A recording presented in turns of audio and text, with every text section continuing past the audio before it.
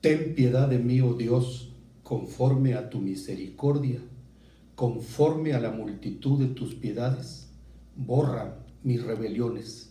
Salmo 51, versículo 1. Habla de arrepentimiento pidiendo purificación. Dice que es salmo de David. De David sabemos que fue rey en Israel. De hecho, el segundo después de Saúl. Sabemos que fue el menor de 8 hermanos y sabemos que fue un pastorcito de ovejas. Además, que fue ungido por uno de los profetas más grandes de todos los tiempos en el pueblo de Israel. Nos referimos a Samuel, el gran profeta, y que fue ungido siendo el más pequeño de toda la familia, de todos sus hermanos. De David sabemos que fue un excelente músico. Se dice que tocaba magistralmente el arpa. Y una de sus grandes hazañas, o su máxima hazaña, que es recordado cuando venció al gigante Goliat y le quitó la cabeza. Y sabemos que tenía una amistad entrañable con Jonatán, su amigo, que fue o que era hijo del rey Saúl. Y sabemos que el rey Saúl procuraba matar a David, pero que él siempre escapaba. También sabemos de David que cuando estaba en una cueva y Saúl, el rey, entró, David lo tenía para derrotarlo, para matarlo, pero David dijo: jamás levantaré mi mano en contra del ungido de Jehová.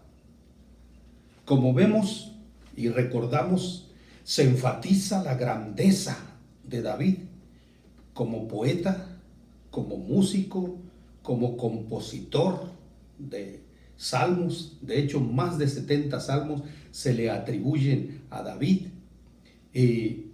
¿Cuántas veces hemos escuchado: si el Espíritu de Dios se mueve en mí, yo canto como David? Todas esas cosas maravillosas, y que fue un guerrillero y cómo ascendió al poder, se cuenta del rey David. Pero como en toda historia, toda cara, una cruz. He aquí la otra moneda, o la otra cara de la moneda de David, por decirlo así, el lado oscuro. Como su hijo escribiría más adelante en Eclesiastés capítulo 7, ciertamente no hay hombre justo en la tierra que haga el bien y nunca peque.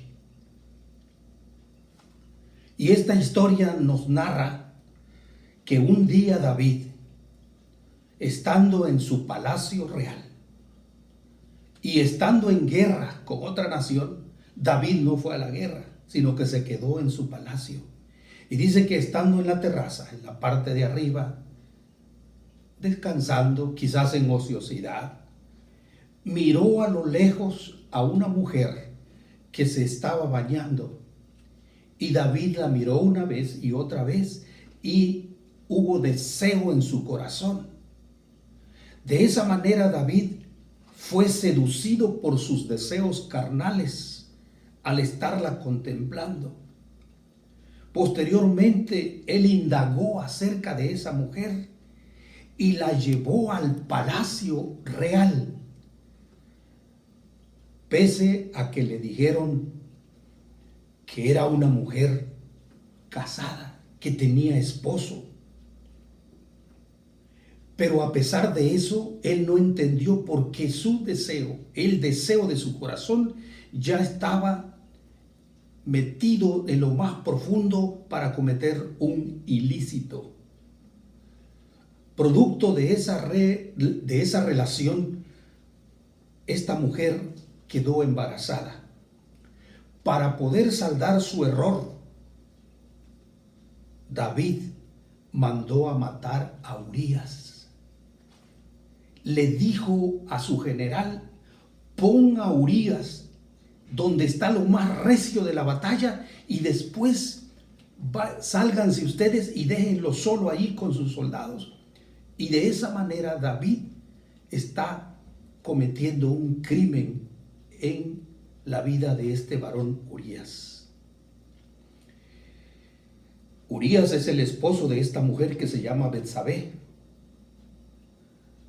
Como vemos, David, que había ascendido al poder con la ayuda de Dios, con la guía de Dios, llegó hasta lo más alto del poder. Ahora con este desliz, con este pecado, David está descendiendo a lo más profundo del abismo a través del adulterio. Le avisaron a David que Urías murió en la batalla. Guardaron el luto tanto David como Betsabé por la muerte de Urías, pero el pasado el luto, que normalmente abarcaba 7 días, Betsabé se fue al palacio con David a gozar de la unión, a esperar el nacimiento del bebé producto de esa relación. Pero noten ustedes, en el libro segundo de Samuel, capítulo 11 y capítulo 12, que hablan de esta historia, hay un versículo 11:27, dice: mas esto que David hizo fue desagradable a los ojos de Dios. Noten ustedes eso: fue desagradable a los ojos de Dios. Es ahí cuando Dios, que quiere restaurar la vida de este hombre, envía al profeta Natán.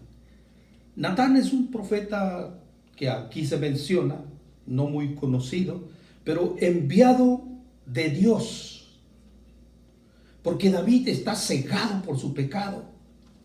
Dios quiere hacer volver al pecador, y entonces llega Natán y le cuenta la parábola, una parábola que cuando la analizamos, cuando la estudiamos, cuando la leemos, nos impresiona.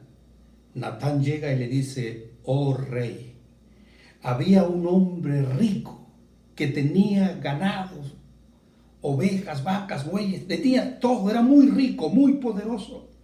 Pero había un hombre pobre, muy, pero muy pobre, que solo tenía una sola ovejita. Y esa ovejita estaba con ellos entre la casa. Es más, era como una mascota para ellos y la quería como parte de la familia. Eso le cuenta Natán al rey David. Pero un día este hombre rico recibió a una visita, y él dijo: para no desacompletar el número de mis ovejas, le quitó al hombre pobre su única ovejita y la sacrificó y la guisó para darle a su visita. Sin duda que esta parábola que está contando Natán al rey David debía ser objeto de estudio, de reflexión, y al final el que le escucha debe en su corazón, en su pensamiento, dar un veredicto final. Y eso fue exactamente lo que hizo David. Se espera un veredicto de parte de David, porque dice: ¿cómo es posible que el hombre rico le hizo esto a este hombre pobre? David dice: vive Jehová, que el tal es digno de muerte, y además debe pagar 4 ovejas por lo que él hizo. Hermanos, qué fácil es reconocer las faltas en otras personas que en uno mismo. Normalmente vemos la paja que hay en el ojo de otras personas y se nos olvida ver la viga que tenemos en nosotros. Y entonces el veredicto final lo dice David mismo: el tal es digno de muerte, debe pagar. Parece que ahora David está en posición o en la posición que el profeta Natán quería. Y es cuando Natán se arma de valor y le dice: tú eres ese hombre, tú eres. Dios descubre todo, amados hermanos, de nuestros corazones, del hombre en general, aún de los ricos y de los más poderosos, encumbrados en el poder y que hacen y deshacen a nivel mundial. Dios descubre todo. Parece ser que todo ser humano lleva en la frente esa frase que el profeta Natán dijo: tú eres ese hombre. ¿Por qué? Porque existe la naturaleza pecaminosa en nosotros los seres humanos. Y todos estamos expuestos y a todos se nos ve: tú eres ese hombre o tú eres esa mujer que ha ofendido a Dios. Solo un hombre ha recibido una sentencia diferente. Solo uno, que se oyó decir en el Gólgota, en el Calvario, en el lugar de la crucifixión: verdaderamente este hombre era justo. Lucas 23:47. A raíz de esta frase, tú eres el hombre, David sintió como una aguja clavada en su corazón el saber que él lo había hecho en su poder de rey, el que podía ocultar todo, pero de pronto se dio cuenta que no fue grato a los ojos de Dios. Por lo tanto, Natán le dice: Dios te ha redimido, pero el niño morirá.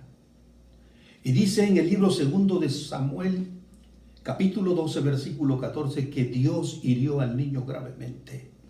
Entonces es cuando David se postra, cae en tierra y se pone en oración y ayuno y rogó a Dios por el niño. Y dice la historia que pasaba la noche postrado.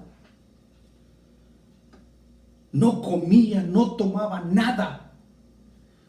7 días después murió el niño. Noten que David no obtuvo ninguna respuesta. Y nos enseña que la oración siempre tiene una respuesta. Ya sea que Dios nos dice sí o que Dios nos dice no. Todo depende de acuerdo a si la oración, tu oración, mi oración, nuestras oraciones están en la voluntad de Dios. Es ahí cuando David siente en su corazón el remordimiento de lo que ha hecho y le inunda en su ser el arrepentimiento. Y por eso es que tenemos el producto de esto, es el Salmo 51. De estas circunstancias, así parece ser que este salmo es una evidencia de lo que hay en su corazón y de su arrepentimiento. Y por eso el salmista empieza de esta manera: ten piedad de mí, oh Dios. Piedad es la palabra por la cual clama David. Esta palabra significa compasión. Y esta palabra piedad o compasión está ligado a la demostración de amor. Porque el único que es amor es Dios. Por eso la Biblia dice: Dios es amor. Él está reconociendo que el amor de Dios es el que perdona. Y aquí hay un perdón paternal, es decir, como el padre hacia un hijo le perdona. Pero esta piedad la cual pide David está relacionada con la obra de Cristo. Porque la doctrina de Cristo es conforme a la piedad, dice San Pablo a Timoteo. Indiscutiblemente grande es el misterio de la piedad. Dios fue manifestado en carne, visto de los ángeles, predicado a los gentiles, recibido en gloria. Es decir, la piedad habla de la primera venida de Cristo, es decir, la encarnación, la muerte y resurrección de Cristo, y que se predicó a los gentiles para perdón de pecados. David quiere esa piedad, quiere esa compasión que perdona. Es la única que nos da el perdón porque emana de Dios. Por eso empieza diciendo: ten piedad de mí, oh Dios. Y luego añade la siguiente palabra: conforme a tu misericordia. La misericordia es el amor hacia el que está en desgracia total, hacia el que por su condición espiritual no merece ningún favor. Allí y solamente allí entra la misericordia. Por eso se dice que la misericordia y la gracia son hermanas, van juntos. Por gracia sois salvos. La misericordia tiene que ver con esto. Cuando se está en una condición miserable, sabiéndose culpable, si el corazón es movido al arrepentimiento, hay esperanza. San Pablo dice a los corintios: Padre de misericordias y Dios de toda consolación, 2 Corintios 1:3. Es el que nos ayuda. Como Cristo mostró misericordia a los enfermos, a los desprovistos, a los ciegos, a los cojos, perdonando a los pecadores. Bien que dice la palabra: las misericordias del Señor son nuevas cada mañana. Y David lo sabe y apela a la misericordia porque se sabe que está en desgracia, desprovisto y necesita la ayuda, necesita el favor de Dios. Por eso dice: conforme a tu misericordia, conforme a la multitud de tus piedades. Luego dice: borra mis rebeliones. Noten ustedes, rebeliones, que es una palabra que tiene que ver con desobediencia por el pecado. Es decir, dejar los mandamientos de Dios, alejarse de Dios. La vida nos enseña que nadie reconoce sus culpas, su pecado, nuestras rebeliones. Normalmente andamos citando a los demás, que fulano cayó en pecado, que cometió esto, que cometió el otro. Pero aquí David dice: reconozco mis rebeliones. Lo reconoce, lo manifiesta, lo escribe, lo dice. Y noten ustedes una cosa, vean la palabra que dice mis, lo que significa muchas, indica que son muchas. Empieza la restauración de una persona que ha caído en pecado cuando reconoce mis rebeliones. Son muchas. Por ahí empieza la restauración, por reconocer nuestra culpa. Esto es interesante, hermanos. Esto quiero decirles en esta pequeña introducción. Cada domingo estaremos estudiando este salmo, el Salmo 51. Que hoy estamos haciendo apenas la introducción. Será una serie de 7 reflexiones, así que no te pierdas esta noble y trágica y apasionante historia cada domingo por este mismo púlpito y por este mismo canal. Creo que ahora sí puedo decir por este mismo canal. Analizaremos versículo tras versículo el Salmo 51. Que el amor del Padre, la gracia del Señor Jesucristo, la guía y consuelo de su Santo y Divino Espíritu sea con todos vosotros. Amén.